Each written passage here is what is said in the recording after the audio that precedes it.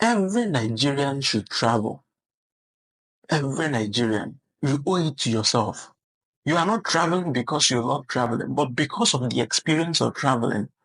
When you leave Nigeria, the very first thing that will shock you is from the airport of the country you land, how organized things are. You will notice that nobody is begging you for money. You will notice that electricity will be running for 24/7. No disturbance. You will notice the police working. 911 will answer your call when there is an emergency. You will notice how the system runs. The rule of law is obeyed. Even the government obeys the rule of law. Nobody is above the law. That is the first shocker you get when you leave Nigeria. The infrastructure. Welcome to the Diary of a Broken Man, where we dissect political, economic, and social issues concerning our country, Nigeria. Once again, remember to subscribe, to like, to share, and to comment. In the Diary of a Broken Man today, we do an in-depth analysis of Nigeria's infrastructural deficit and the government response. Nigeria, Africa's most populous nation and the largest economy, grapples with a profound infrastructural deficit that stifles economic growth, social development, and the quality of life. This deficit spans critical sectors like transportation, like energy, water supply, housing, and the digital connectivity. Let's not talk about schools and every other thing.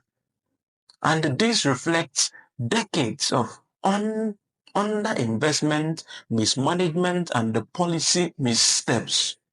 The Nigerian government response has often been marked by failure or insensitivity, which exacerbates the gap between potential and reality. Below is analysis of deficit scope, the government's shortcomings, and the actionable steps Nigeria can take towards a smart and the sustainable society. Scope of infrastructural deficit. Number one is energy sector. Nigeria's power capacity of about 13,000 megawatts actual generation hovers between 3,000 to 5,000 megawatts for a population exceeding 200 million, far below South Africa's 50,000 megawatts for 60 million people. Frequent grid collapses. Example, the one that happened in 2024 alone. Well, in 2024 alone, we had 9 grid falls or grid collapse, 9 of them in 2024. And the 60 to 70% of electricity access gap in rural areas highlights the crisis. Businesses lose an estimate of 29 billion annually due to power outage, forcing reliance on costly generators, buying fuel and gas and sometimes solar for some companies to power themselves. 29 billion, a huge amount of money. Transportation. The road network carrying 95% of goods and passengers, total of 108,000 kilometers, but much is dilapidated due to poor maintenance and the heavy use. Rail infrastructure, despite colonial era foundation, remains underdeveloped with only 3,500 kilometers of narrow gauge lines compared to India's 68,000 kilometers. Urban congestion in cities like Lagos cost billions in lost productivity annually. Housing. A deficit of 28 million housing units as of 2023 persists, driven by rapid urbanization, 2.5% annual population growth in Nigeria, and inadequate construction. The World Bank estimates a 46.7 billion investment is needed to close this gap. Yet, government efforts like the National Housing Program, which have 2,883 units planned in 2019, falls short of the 700,000 units required yearly. Next one is water and the sanitization. Only 30% of Nigerians have access to improved sanitization, and the piped water reaches less than half the population of Nigerians. Rural areas suffer the most, with open defecation and waterborne diseases rampant due to neglected infrastructure. Digital infrastructure. While telecoms have grown, broadband penetration is just 43% as at 2023, lagging behind the global benchmark of 80% in middle-income peers. These limits Nigeria's digital economy and the potential in a world increasingly reliant on connectivity. In fact, as I speak to you, so many villages have no network. And the worst of it is these people will call MTN, Glo, and Airtel. I don't know how they function, but they are the poorest of networks you can see. Nine Mobile too. The poorest of network you can see, with exorbitant prices. Exorbitant, yet they cannot give this, offer the service they take the money for. The World Bank pegs Nigeria's infrastructure stock at 30% of the GDP against 70% international benchmark, requiring 3 trillion over 30 years to bridge the gap. This shortfall constrains GDP growth, stagnant at 2 to 3% annually versus a needed 7 to 8%, and perpetuates poverty for over 40% of the population. Most Nigerians are living in multi-dimensional poverty. Government failures and insensitivity. The Nigerian government's response has been inadequate, often characterized by 1. Underperforming. Capital expenditure remains low, less than 3 trillion of the 2021, 13.58 trillion budget, insufficient for a $3 trillion need. Another one is oil-dependent revenues. 86% of public funds are volatile, and the fiscal deficit, example, 6 trillion in 2021, which limits investment. Poor planning and execution. Projects like the Lagos-Ibadan Railway, which is $2 billion for 156 kilometers, costs more per kilometer, that is $13.6 million than Ghana's 6.5 million for 340 kilometers, reflecting inefficiency and corruption. Abandoned projects such as the Federal Secretariat in Ikoyi symbolizes wasted potential. Insensitivity to public needs, that's another thing the government does. Insensitivity to public needs. Policies like the Naira redesign of 2022 ignored rural cash reliance and digital unreadiness, causing economic hardship. Successive administration, example, Daniel and Amoshun in Ogun State, neglected border communities, prioritizing politically expedient projects over equitable development. Weak maintenance culture. Roads built in the colonial era still serve without upgrades, while new infrastructure deteriorates rapidly due to neglect. The power grid, designed in 1962, exemplifies outdated systems left out unmodernized. Corruption and the bureaucracy. Transparency International notes Nigeria's corruption costs are among the world's highest due to graft. Bureaucratic bottlenecks at agencies like NAFDAC and the CAC deter private investment, while subsidies, example 168 billion naira, owed to oil marketers in 2018, are mismanaged. Political short-termism. Military and the civilian regimes alike favored extractive or sectional agendas over the long-term national development, as seen in Ogun State, 20 years neglect of rural roads between 1999 and 2019. The insensitivity and the failure reflect a disconnect between governance and the citizens' needs, undermining trust and stalling progress towards a modern society. What are the steps towards a smart, sustainable Nigeria? What do we do to become a smart society? Building a smart, sustainable society requires strategic, inclusive, and innovative approach. So what are the steps? One, increase and optimize funding. Dedicate 3% of GDP to research and infrastructure. As suggested by Engineer Omar Abinde 2025, channeling funds into science and local solutions can drive innovation. Example, Nigeria design road or power system, not foreign designs.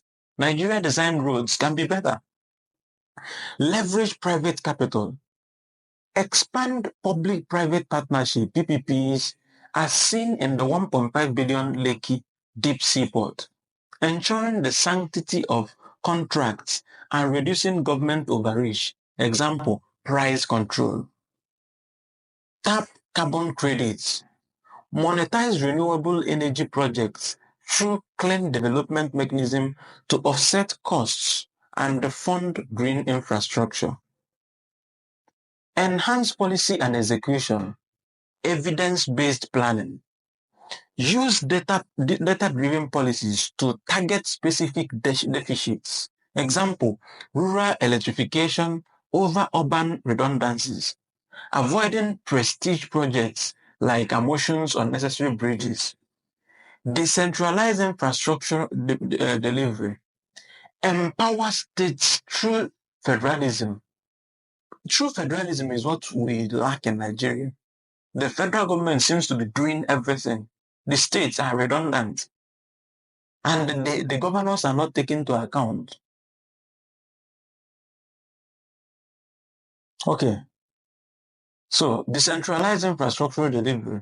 Empower the states through federalism. Boosting fiscal capacity for local projects. As advocated by the Nigerian Bar Association in 2019, adopt smart technologies.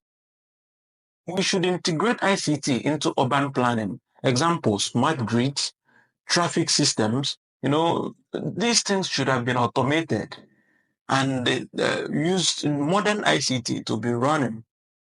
But unfortunately, we are not. So to optimize resource use and reduce waste. Next one is to prioritize sustainability. Renewable energy shift is necessary because when we diversify from fossil fuels into solar, wind, and hydro energy, Nigeria's 700 megawatts Zungeru hydro is a start, targeting 30% of renewable energy by 2030. Next one is green infrastructure. Promote cycling paths, pedestrian routes, and the blue-green system. Example, wetlands for water purification to cut emission and enhance livability per the 2011 National Environmental Regulation. Sustainable housing. Use local materials and modular designs to scale affordability. Eco-friendly homes, reducing uh, uh, the 28 million unit deficit. Build institutional capacity. Strengthen maintenance culture because Nigeria lacks maintenance culture. We build mega projects and after 10 years, you look at those projects and some of them have been dilapidated because of maintenance, lack of maintenance. Lack of maintenance. We lack it entirely. Establish a federal road authority suggested by engineer Kashim Ali and the similar bodies to ensure upkeep, learning from Rwanda's health infrastructure success.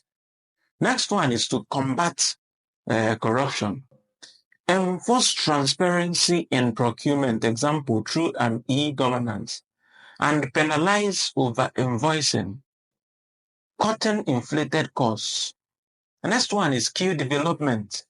Train engineers and technicians locally to reduce reliance on foreign expertise, leveraging Nigeria's universities and the polytechnics. Because I don't know what these polytechnics and universities are doing in Nigeria.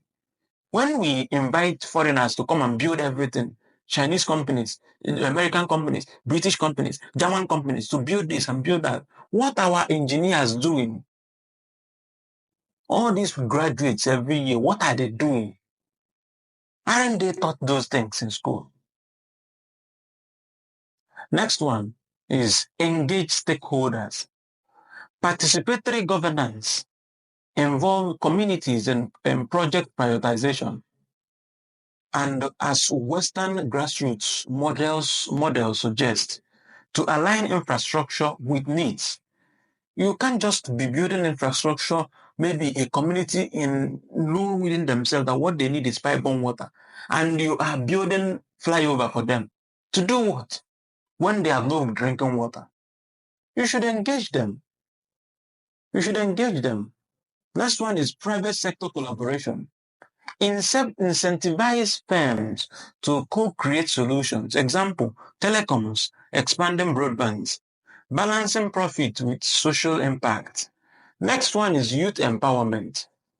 Address unemployment. 33% in 2023 of Nigerians are unemployed.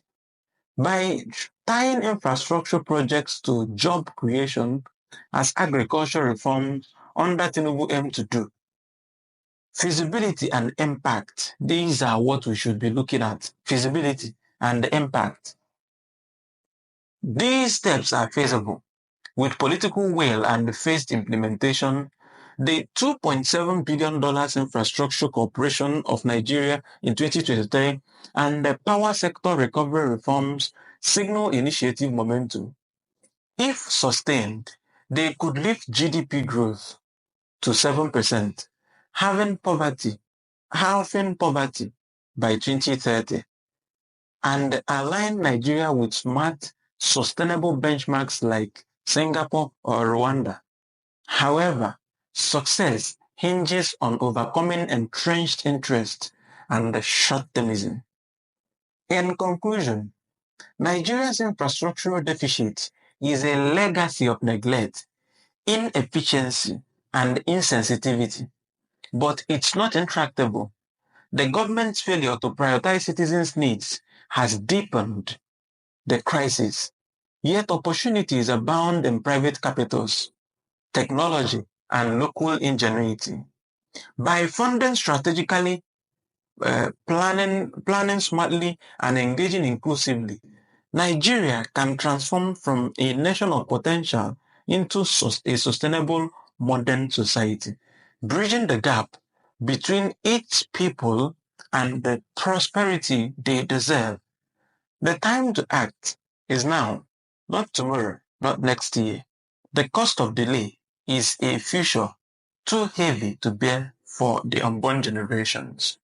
Let me know what you think in the comment section about the level of infrastructural deficit in Nigeria and how you think also if there is another solution you have to the level of infrastructural deficit in Nigeria, what you think we can do to step up as a nation. Remember to subscribe, to like, to share, and to comment. And I will see you on the next one.